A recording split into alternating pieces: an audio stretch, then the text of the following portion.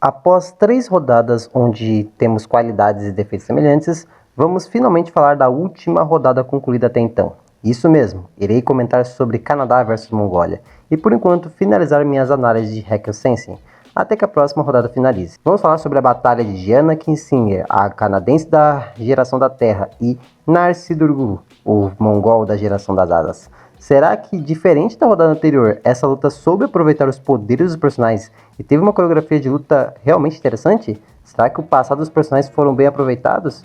Vamos falar sobre tudo isso agora em Canadá versus Mongólia.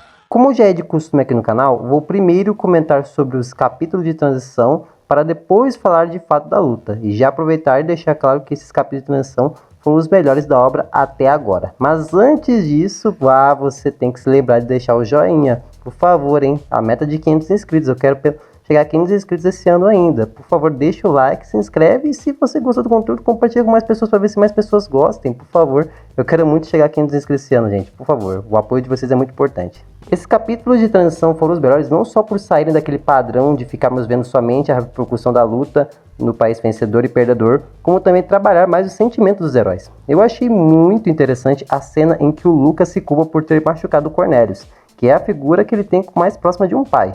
Talvez essa culpa faça ele finalmente treinar mais as suas habilidades para ter a certeza de que não vai mais machucar ninguém quem ele ama. E caso o primeiro-ministro morra, o mangá pode trabalhar de uma forma muito legal a culpa do representante australiano. Inclusive, vou deixar aqui uma curiosidade que esqueci de falar no vídeo da terceira rodada. Luca é o nome dado à primeira célula de vida da Terra, e que é o ancestral em comum de todos os seres que existem ou existiram. Acho isso bacana para comunicar ainda mais a mensagem dele ser o primeiro herói. Mas agora eu vou falar sobre o personagem que fez esses capítulos de transição se tornarem tão interessantes. Nesse caso, eu estou falando do Gopher. Para quem não lê Haikyuu Senshin, o Gopher é o filho da Gaia, isso mesmo, a mesma Gaia que é a inteligência artificial suprema que criou todo esse torneio. O mangá mesmo o chama de representante da Gaia, como se ele fosse uma espécie de surfista prateado e a Gaia fosse o Galactus. O Gopher é aquele que protege o corpo principal de sua mãe, garante que a população mundial não saiba da existência desse torneio, chegando até mesmo a matar 3 pessoas que ameaçaram fazer isso. E o próprio Gopher diz que o Hazuichi é uma ameaça por ele querer se aproximar de outras nações. Segundo o próprio, essa possível união entre os heróis representantes pode causar sérios problemas, citando que a união de muitos pode causar grandes acontecimentos, até mesmo acontecimentos idiotas. Mesmo com esse discurso, eu acho que o Gopher e a Gaia querem que as nações fiquem separadas para impedi-las de se unirem e causarem um possível desligamento da inteligência artificial suprema. O personagem que acompanha o Hazuichi diz que caso todos os heróis venham a se unir, seria praticamente impossível detê-los. Como vemos que já tem pessoas descontentes com o rumo desse torneio e alguém que quer muito criar laços com os países, acredito que Gaia veja isso como uma ameaça, pois caso eles queiram tentar sobreviver dessa forma, ela se tornaria desnecessária. Eu gostei bastante de todo esse conceito por trás do Gopher, não só faz ele ser um personagem bem interessante e causa a atenção que ele está sempre observando, como também faz o leitor ficar curioso com o seu passado. Afinal, ele e o pai de Hazuichi se conhecem. E essa informação só me faz ficar ainda mais curioso sobre o primeiro-ministro do Japão. Vale lembrar que ele iniciou a conversa sobre esse torneio do capítulo 0.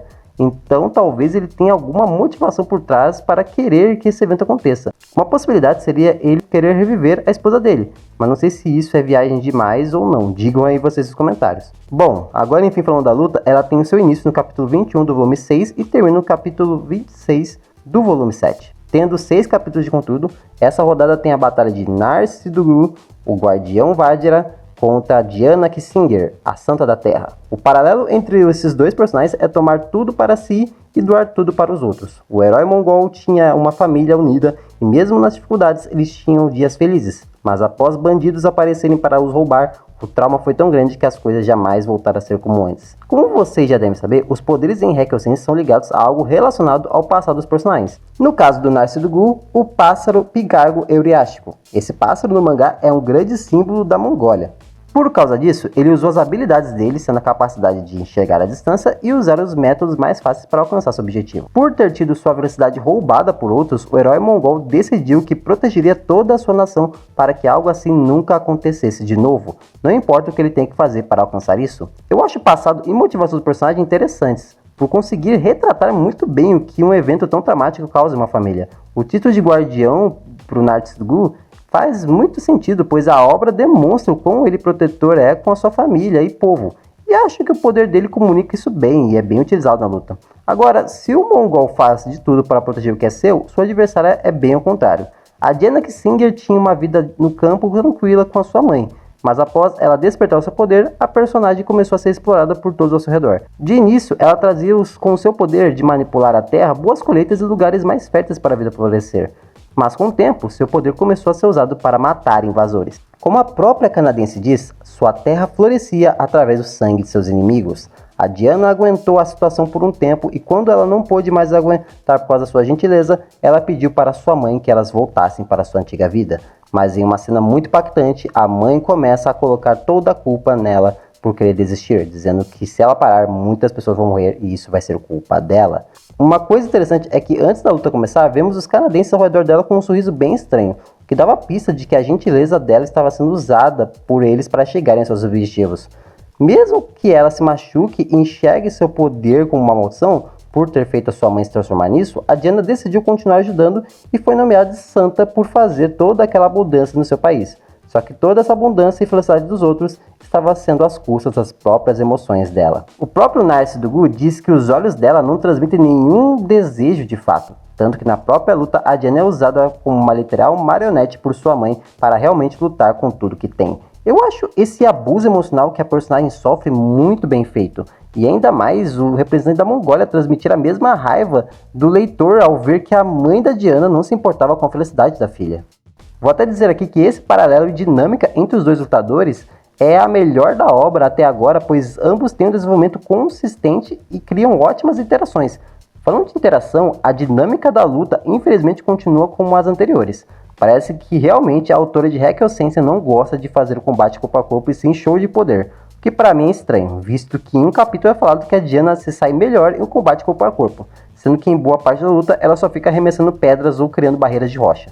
Tem um momento onde a canadense joga uma poeira bem pequena para chegar no mongol, mas por algum motivo isso não é relevante, pois ele conseguiu desviar e eu não sei como. Só tem um momento em toda a luta que de fato tem um combate corpo a corpo bacana, e sinceramente vou parar de criar expectativa em cima dessas armas militares que os personagens usam, porque elas de fato não causam tanto impacto assim na luta. O mangá diz que as botas da Diana e a espada do Narcis-Dulgu são importantes, mas só estão lá pelo design mesmo, até porque a espada do herói da Mongólia quebra e isso não muda nada de fato na luta.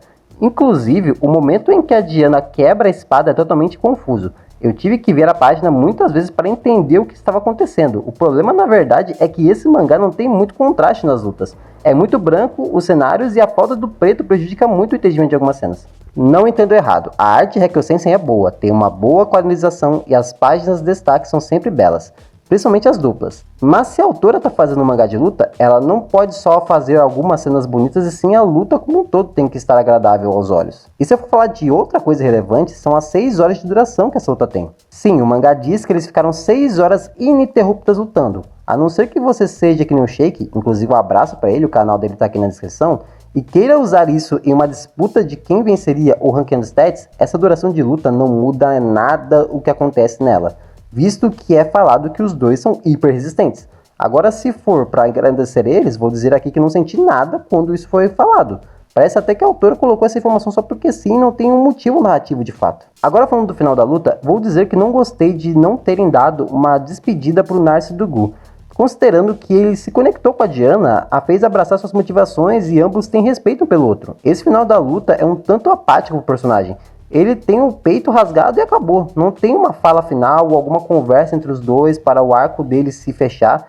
Sinceramente, eu achei ruim porque parece que a autora só quis descartar ele mesmo.